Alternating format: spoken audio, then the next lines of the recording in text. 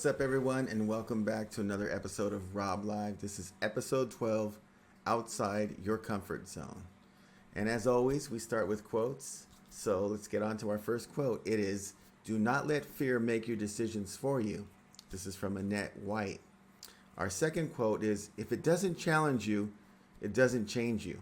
This quote coming from Unknown. And our last quote of the day, "Whenever you feel uncomfortable, instead of retreating back into your old comfort zone, pat yourself on the back and say, 'I must be growing,' and continue moving forward." T. Harv Eker. So today we're talking about leaving this comfort zone and the traps of being there, and just how, that can like prolong this whole process of growth, because, it's so hard to step away from something that just feels so right, because comfort zones, they feel right, they feel comfy, they feel low stress, no anxiety, you know what to expect, routine, right? And so it's really hard to leave, and it's a real sneaky trap because it doesn't feel wrong, right? Being in your comfort zone doesn't feel wrong, so it's not like, oh, I feel something's wrong and I need to get out. It's more like, I feel really comfortable, and yet there's a part of me that's unfulfilled despite all the comfort I'm feeling, right? So it's a real sneaky thing. It's a silent dream killer. So we got to be careful with our comfort zones. So I want to share a couple of real life stories in regards to leaving these comfort zones and how it affected me. So my past, my childhood was living in a small rural community of London, California. Not London, England, no British accent, but London, California. And living in London, a lot of people visit my hometown and say, "Oh, you grew up here? This must have been like a rough experience." And the truth was, for me, just because it was so familiar, starting in the trailer park home and then to the home that my parents built on Kate Road, it just felt normal. It felt right. I had friends. I knew everyone around the neighborhood. I wasn't scared walking around. And, obviously I wasn't out doing anything too crazy, but I never felt fear in London. I just felt comfortable, safe, despite all the things that people were concerned about, the drug use and violence, etc. I never really experienced that. I just felt really safe and at home. Now, the other thing that was structured in my life that was really comfortable is my school experience, because I was going from a kindergarten through 8th grade school. So K through 8, typically you'll go kindergarten to like maybe 6th grade, and then you go into a junior high, and then you transition on to high school. But for me, Kings River Elementary was our feeder school for London kids, and so all my friends from London would get on these buses, and we would go to Kings River School, which is out in a rural area in between Kingsburg and London. And it would be my same friends from home, and then a couple of new friends from Kingsburg. And we were the same group, same class, same small, I'd say about 25 people, from kindergarten all the way through 8th grade. So you didn't have that scary junior high transition that a lot of kids had to go through. So again, really comfortable, really familiar. All the teachers know you.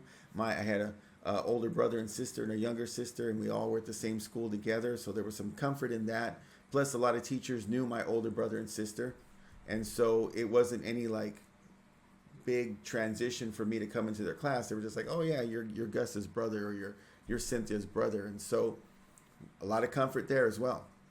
We get to high school, right? It's my same friends, from kindergarten to 8th grade, Kings River. It's our same friends. We lose a couple friends that split over to Kingsburg High. But for the most part, it's all the London kids. And so there I am, my freshman and sophomore year at the same high school with the same friends I went to Kings River with.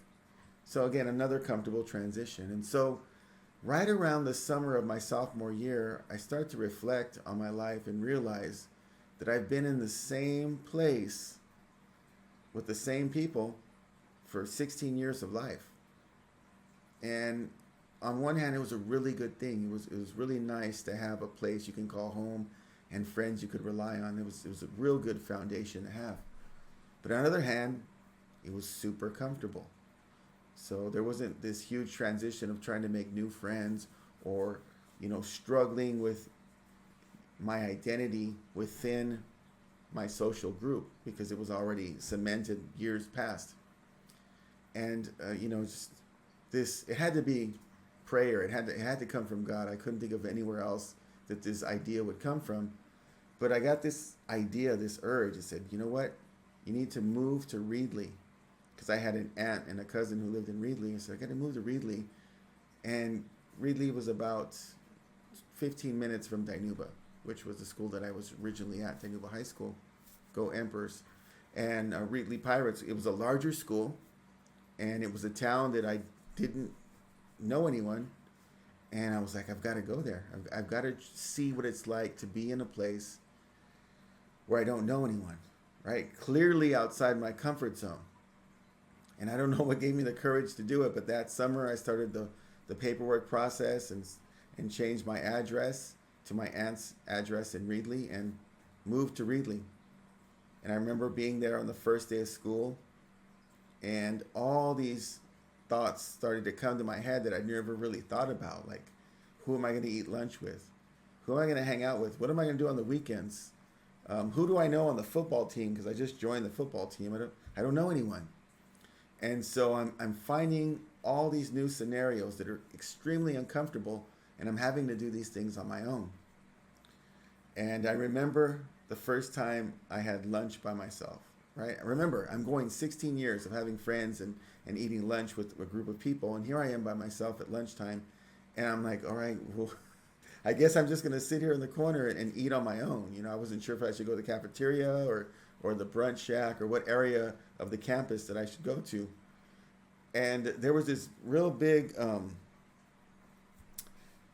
negative stigma with being alone, right? And they even had a label for it. You were called a loner if you ate lunch alone, if you did things on your own. And so in order to avoid that label, what I would do is I would get my lunch and then I would just kind of walk around the campus as if I were on my way somewhere, right? Because if you're walking somewhere alone, just, oh, he must be on his way to his friend group or his social circle. I wasn't. I was just kind of walking around the campus, and I remember just the discomfort of that. I remember the discomfort of going to like school rallies or school functions and trying to connect with other people and reaching out to groups, knowing, entering that situation that I might end up on my own. Now, I did have a cousin that went to Reedley High School with me, but he had his own friend group, his own social scene. And so I didn't really have that to lean on, except for periodically. And then there was a few of his friends that I'm still pretty close to at the time. But for the most part, I was on my own. And I also remember like this whole experience of just not having a reputation, not being known for anything, having to earn my identity. And so I remember like on Fridays, I played on the varsity football team, and I was a smaller kid, so I didn't look like a varsity player. But on Fridays, we got to wear our jerseys to school, and I remember wearing my jersey at Reedley High School, and people just being so insulting, they didn't realize they were being insulted, but like, you play on the football team? I'm like, oh, yeah. You're on varsity? I'm like, yeah, I'm on the varsity team. This is a varsity jersey. And I just remember feeling so insulted, like, what do you mean? Why can't I be on the team? And I could see it in their eyes. They're like, well, you're pretty small and you don't look very athletic. And so it was just this whole discomfort.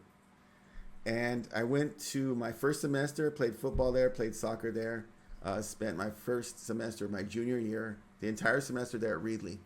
And after the semester was over, I transferred back to Dinuba.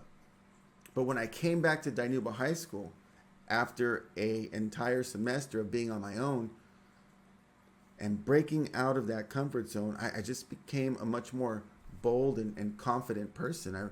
I really felt like I had gone through this like social experiment / boot camp that made me ready for the next phase in life, which was, eventually having to leave my hometown of London. And so when it came time to leave London after graduating high school, I ended up moving to the Central Coast, Santa Maria, which was about 2.5 hours away from London. It wasn't as difficult as it would have been had I not had that little experience outside of my comfort zone. So it prepared me for the next steps of my life. And so when I moved to Santa Maria after graduating high school in Dinuba, again, I'm right outside my comfort zone. I don't know anybody in the Central Coast. I'm trying to make friends. I joined the soccer team. And, I had all the skills now to be able to reach out to people and not freak out about eating lunch by myself, or not freak out about going to school or class by myself on the first day and trying to establish friendships. It was really just like this social boot camp that I had gone through that built my confidence. And then again, I transferred to Menlo College. I'm by myself again, meeting brand new people. And I often tell my students at school this story and this experience because I want them to understand that even if you have a strong group of friends, a social support group, even if you're really comfortable, if you really want to reach out for those other things you want in life, at some point you have to go out on your own. You're not going to always have jobs with your besties. You're not always going to have access to your closest friends for lunch. You're going to go on meetings or engagements or some sort of social function that's work related, where you're going to have to socialize and connect with people you've never met before. And that is a very strong skill that you need, especially for networking.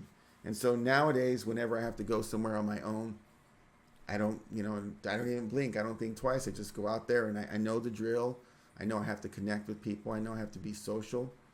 And I really feel like getting out of my comfort zone at an early age helped to create that pattern for the rest of my life.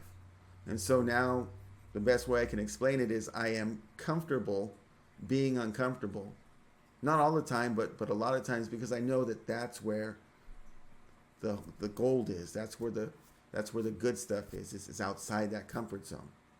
That's why not everyone in life is successful, because it's just out of reach. And we're so comfortable in our daily routines and our daily lives and the familiarity of our environment that we refuse to just reach out just a little bit to get the things that we really want from life. So the lesson today is, when we leave our comfort zone, that's when true growth occurs. The problem is most of us never leave our comfort zone and tend to live with regrets over things that are truly attainable if we're willing to break out. So today's RobLive challenge or call to action is this. 1, identify a short-term goal that requires you to step outside of your comfort zone. Not something too big, maybe like meeting a new person or eating lunch by yourself or going to a movie on your own. Identify what you find most uncomfortable about performing that action that needs to take place to reach your goal. Number 3, step 3, find someone who has successfully taken that same exact action in their life and research what it was like for them when they fully took that action. Step 4, now imagine your life without ever taking that action and decide whether or not you can truly live at peace with yourself if you never try. And finally, step 5, once you have clarified that you cannot truly be at peace without taking that action, set a date within the next 2 weeks to take the plunge and then simply do it. Get outside your comfort zone. It's baby steps. It's one thing at a time. Maybe you start with eating lunch by yourself or going to a movie on your own, and then expand to maybe going to a new city on your own, or even moving to an entirely new place that no one knows you. Whatever that may be, I urge you to get out there, because the best fruits of life lie just outside the comfort zone, and you deserve them. With that being said, it is love, peace, and chicken grease. I'm RobLive, and we're out.